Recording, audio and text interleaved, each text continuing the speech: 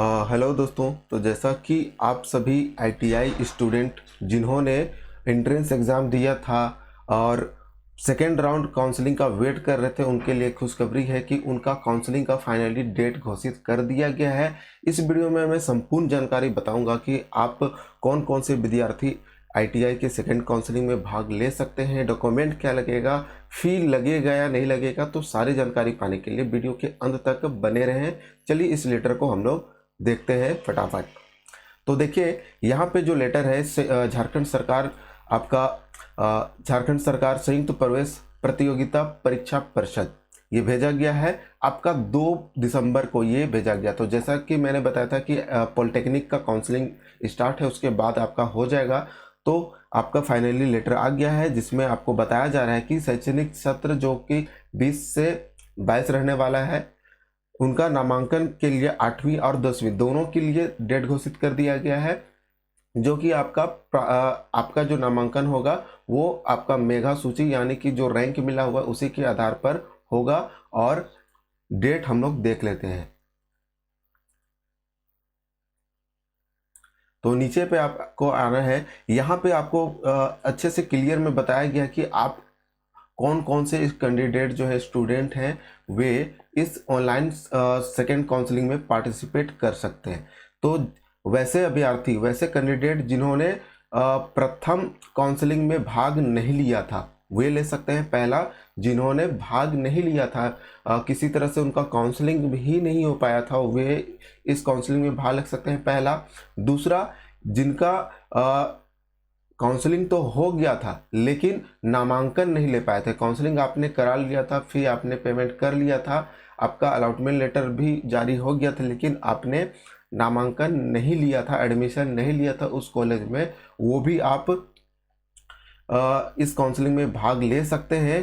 या जिन्होंने नामांकन लिया था, ठीक है, अनुशंसा के आधार पर नामांकित ले लिए हैं, एडमिशन ले लिए हैं, लेकिन बेहतर कॉलेज या बेहतर ट्रेड आपको नहीं मिला था, तो भी आप काउंसलिंग कर सकते हैं।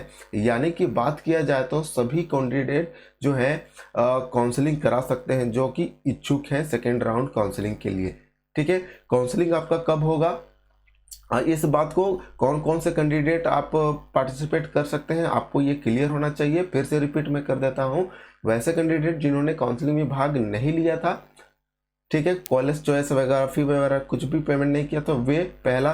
दूसरा, जिन्होंने काउंसलिंग में पार्टिसिपेट किया था लेकिन एडमिशन नहीं लिया था, किसी कारणवश ट्रेड अच्छा नहीं रहा होगा, कॉलेज दूर रहा होगा, वे भी ले सकते हैं इस काउंसलिंग में पार्टिसिपेट। और तीसरा, जिन्होंने काउंसलिंग किया था एडमिशन भी ले लिया था वे भी कर सकते हैं। यहाँ पे आपका साफ लिखा हुआ है, अनुशंसा के आधार पर नामांकित है तथा बेहतर व्यवसाय या संस्थान में नामांकन के लिए इच्छुक है वे भी करा सकते हैं।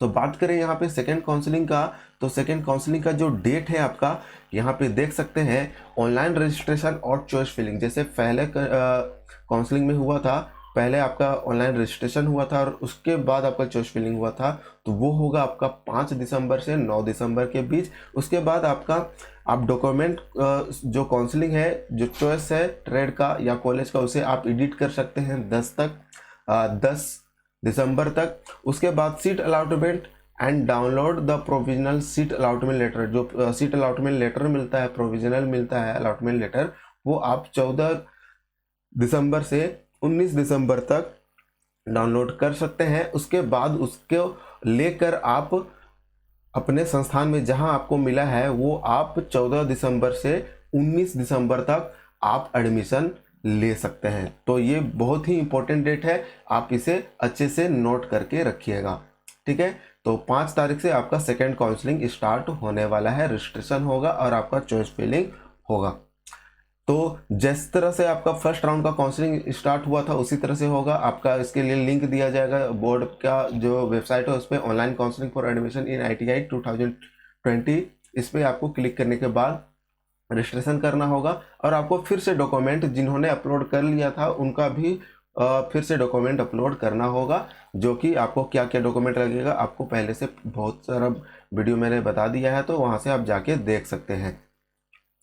अब यहाँ पे बताया गया है कि अगर आपका ईमेल आईडी और मोबाइल नंबर आपने जो दिया है उसे आपको परिवर्तन नहीं करना है, अनुमति नहीं मिलेगी जैसा पहले भी था।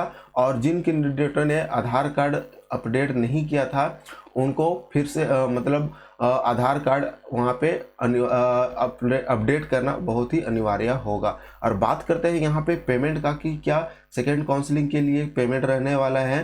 तो देखिए, जो भी कैंडिडेट, ठीक है, जो भी कैंडिडेट आपने पहले काउंसलिंग किया था या नहीं किया था, तो जो भी कैंडिडेट है उनको फिर से यहाँ पे आपका फी रहने वाला है, क्योंकि फी यहाँ पे आपको काउंसलिंग के दौरान ही पता चलेगा कि जो पहले काउंसलिंग करा चुके हैं उनका लगेगा या नहीं लगेगा, क्योंकि यहाँ पे कुछ बताया गया नहीं है कि दोबारा पेमेंट, मतलब जिन्होंने काउंसलिंग करा लिया है किसी कारणवश एडमिशन नहीं हुआ तो उनका फिर से पेमेंट लगेगा नहीं लगेगा, तो यहाँ तो बताया नहीं गया है। तो मुझे लगता है कि आपको दोबारा पेमेंट करना होगा। हालांकि इस बात के लिए आपको काउंसलिंग के समय ही वेट करना पड़ेगा, ठीक है।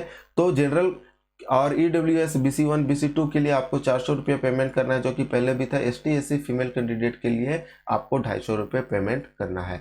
तो ये था आज का वीडियो कैसा लगा? बाकी जितने भी कैंडिडेट जो सेकेंड राउंड काउंसलिंग का वेट कर रहे थे वे उनको इस वीडियो को शेयर करें।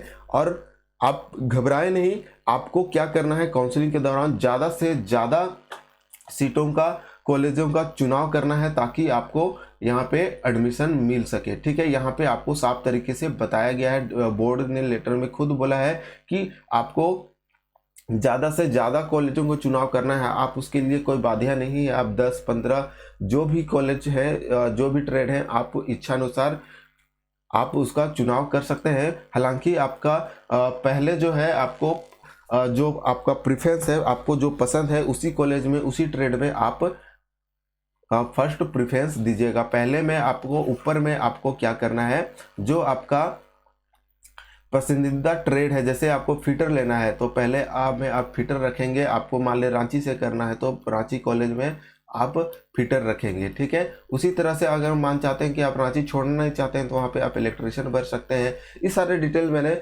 ऑलरेडी बना रखा है, तो वहाँ से आप देख सकते हैं डिटेल कैसे काउंसलिंग करना है। तो आज के लिए इतना ही, तो मिलते हैं नए अपडेट्स में, तब तक के लिए धन्यवाद।